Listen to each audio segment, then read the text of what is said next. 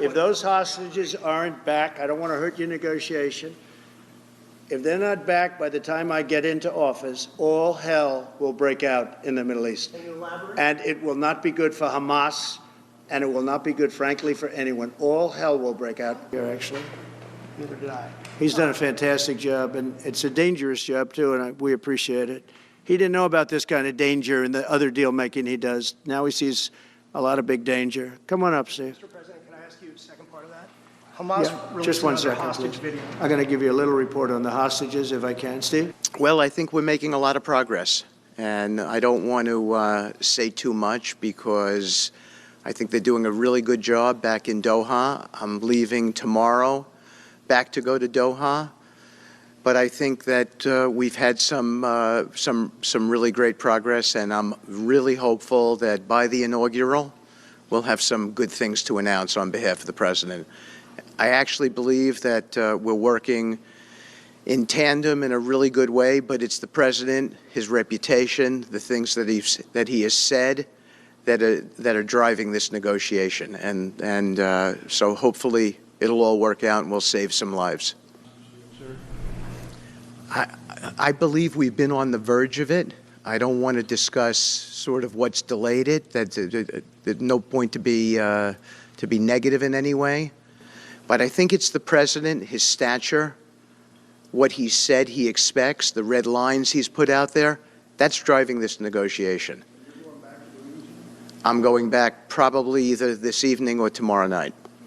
Are you confident there'll be a deal before January 20th, or is that something that's likely to happen, if there's a deal even at all? And we've been hearing this now for the better part of... I know. I would say... They better be. Right. I would say that the President is exasperated. I don't want to talk for him, but look, I don't know anyone who delegates better than President Trump. He gives us a lot of authority to speak on his behalf, and he exhorts us to speak emphatically. And emphatically means you better do this, because the alternative... Do you think they're waiting for President Trump to take office? No, I think they heard him loud and clear. Better get done by the inaugural. But when you say all hell will be Before I paid, take office. that all hell must be paid if they don't release the Well, you know what that hostages. means, don't you? What, do I have to define it for you? Look, all No, I know hell you're not will gonna break out. telegraph If what- those hostages aren't back, I don't want to hurt your negotiation. If they're not back by the time I get into office, all hell will break out in the Middle East. Can you elaborate? And it will not be good for Hamas, and it will not be good, frankly, for anyone. All hell will break out. I don't have to say anymore, but that's what it is.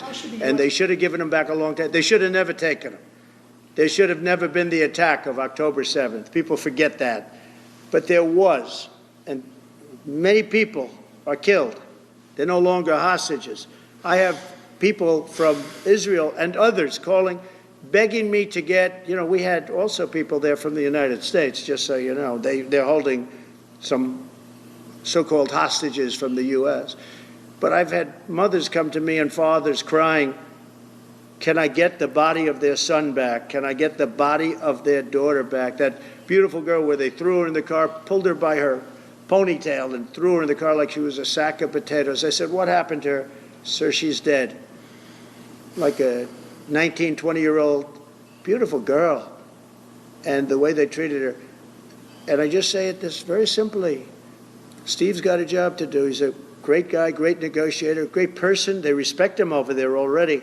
It's what we needed over there. We have people that know everything about the Middle East, but they can't speak properly. They don't know. He's a great negotiator. That's what I needed. I could have sent that gentleman right over there, Hussein. He's a great negotiator. There are people, they're rare. Great negotiators are very rare, like a great surgeon. But we have the right person. But I tell this, I don't want to hurt the negotiation. If the deal isn't done before I take office, which is now going to be 2 weeks, all hell will break out in the Middle East.